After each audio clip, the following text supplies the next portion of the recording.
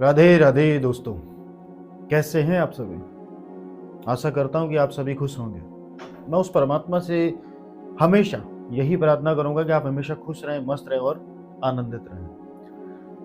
दोस्तों, आज अपना विषय शुरू करने से पहले मैं आपको एक रामायण का दृष्टांत बताता हूँ। आप सभी ने रामायण देखी भी होगी, सुनी भी होगी, किसी और के मुंह से सुनी होगी। उसमें एक दृष्टांत है कि भगवान श्री राम माता सीता के साथ और लक्ष्मण जी के साथ वन में निवास कर रहे थे, जो कि उनको 14 वर्ष का वनवास मिला था। उसी दौरान वो वन में चले गए थे। उसी ही दौरान भरत जी को जैसे ही पता चला, वो अयोध्या लौटे और अयोध्या लौटने के बाद उनको सारा माजरा पता चला कि किस तरीके से भगवान श्री राम को वनवास दिया गया। तो वो माता कैकेयी को भला बुरा कहने लगे। इस दौरान भरत जी ने दृढ़ निश्चय किया कि मैं किसी भी हालत में भगवान श्री राम को उनकी अयोध्या उन्हीं को सुपुर्द करूंगा और सिंहासन पे वही बैठेंगे और उनकी ही नजर में पूरी प्रजा का ख्याल रखा जाएगा। तो भरत जी यह निश्चय करके चल दिए वन की तरफ। तो भरत जी गए तो अयोध्या की जो प्रजा थी भगवान श्री राम से बहुत प्यार करती थी, तो वो भी वन की तरफ चल दिए। अब वो वन में जा रहे थे तो किसी भी तरीके से लक्ष्मण जी को पता चला कि भरत जी आ रहे हैं। अब लक्ष्मण जी पहुंच गए श्री राम जी के पास। श्री राम जी को बोलने लगे कि भैया एक संकट आ रहा है। राम जी बोले क्या संकट आ रहा है?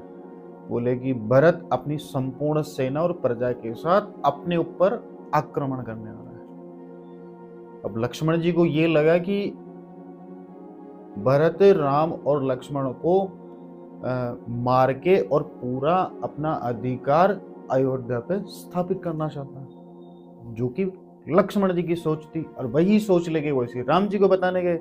अब श्री राम जी ने पूछा कि भाई लक्ष्मण, तू कैसे बोल सकता है कि भरत अपने ऊपर आक्रमण करने आ रहा है?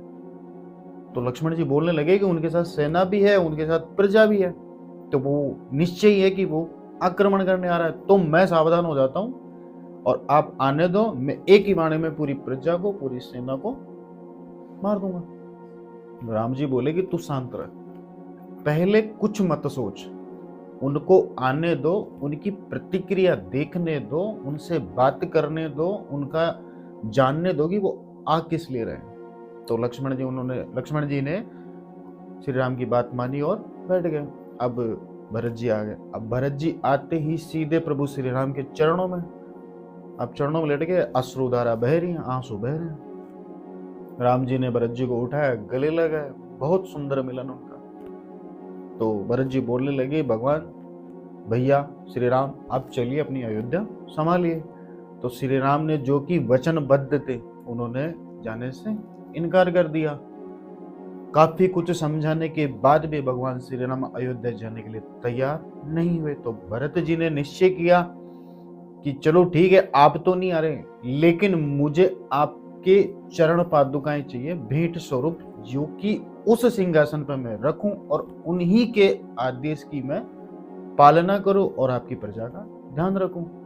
तो श्री रामचंद्र जी मान गए, उन्होंने चरण पादुकाएं दे दी। भरत जी सिंहासन पे उन चरण पादुकाओं को रख के और मान लिए कि वो प्रभु श्री राम है और अपनी प्रजा का ध्यान रखने लगे। अब आती है श्री राम जी और लक्ष्मण जी की बात। लक्ष्मण जी को एहसास हो गया कि जो मैंने सोचा था वो सही नहीं था। तो वो प्रभु श्री राम के चरणों में कि भैया मुझे क्षमा करें, मैंने गलत सोचा भरत भैया के बारे में, तो मुझे क्षमा करें। तो भगवान श्री राम ने लक्ष्मण जी को बड़ी सुंदर बात कही कि जब आपको सच्चाई का पता नहीं हो तो आप अपनी प्रतिक्रिया ना दें। आप ये ना सोचे कि सामने वाला अपने लिए क्या सोच रहा है या फिर किस विचार से अपने पास आ रहा है या फिर उसके आने का उद्देश्य क्या है, जब आपको सच्चाई का पता ही नहीं। तो लक्ष्मण जी ने बोला कि ठीक है भैया, आपकी आज्ञा। इस दृष्टांत से दोस्तों इस दृष्टांत से मैं आपको यही बता रहा हूं कि जो आज की दुनिया में क्या होता है, लोग दूसरों की बातों पे विश्वास करके और अपनों के साथ रिश्ता तोड़ लेते हैं। जैसे कि किसी ने बोल दिया कि यार वो इंसान तो चोर है, वो इंसान पागल है, वो इंसान नशा करता है, वो इंसान दारू पीता है, वो इंसान बीड़ी पीता है, या फिर कुछ भी बोल दिया। अब उसके बताने पर आपके दिमाग में सामने वाले के प्रति यही ख्याल आएगा कि यार ये तो ऐसा है, जबकि आपको तो सच्चाई का पता है ही नहीं। आपने उसी पर यकीन किया जो आपको बताया गया। क्यों करते हो ऐसा? आपको तो सच्चाई का पता ही नहीं है, तो फिर आपका ये कोई अधिकार ही नहीं बनता, या फिर आपकी सोच ही नहीं बनती कि किसी इंसान के प्रति अपन क्या सोचेंगे। आपको पता ही नहीं है। जिस तरीके से अपने परिवार वाले हुए, यार दोस्त हुए, रिश्तेदार हुए, ये बताते हैं इस तरीके से अपने को काम करना है, ये अपनी जमीन है, ये अपना मकान है, ये अपना कार्य है जो अपने को करना है, वो बता रहे हैं और अपने को पता चल रहा है। अभी घर वालों ने या फिर किसी और पर्सन ने बता दिया कि उस घर में मत जाना, उस घर में तो तेरे दुश्मन रहता है। अब दुश्मन तो रहते हैं, ठीक है, लेकिन आपने उन दुश्मनों से सामना नहीं किया, तो आपको कैसे पता है कि वो दुश्मन है? इसी प्रकार किसी भी दोस्त के प्रति आपके कान भरे जा सकता।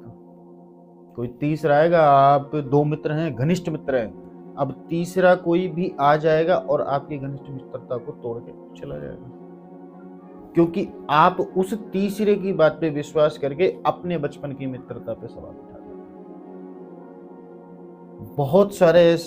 बहुत सारे दुनिया भर के उदाहरण हैं जो इस चीज को साबित करते हैं कि अपने को किसी भी तरीके से कोई भी अधिकार नहीं बनता कि हम सामने वाले के बारे में कुछ भी सोचें, क्योंकि सबसे मेन बात तो यह है कि अपने को सच्चाई का पता ही नहीं है, क्या है और क्या नहीं है।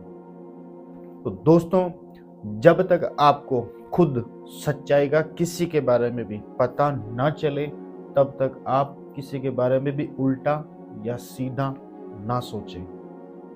आप सोच के अपने ही मन में किसी और के प्रति भेदभाव उत्पन्न कर लेते हैं, गुस्सा उत्पन्न कर लेते हैं, ईर्ष्या उत्पन्न कर लेते हैं।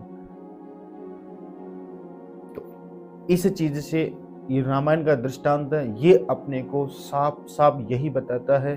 भगवान श्री रामचंद्र ने जिस तरीके से लक्ष्मण जी को समझाया, उसी बात के लिए समझाया कि आपको जब तक सच्चाई का पता ना चले, तब तक आप किसी भी निर्णय तक ना पहुंचे।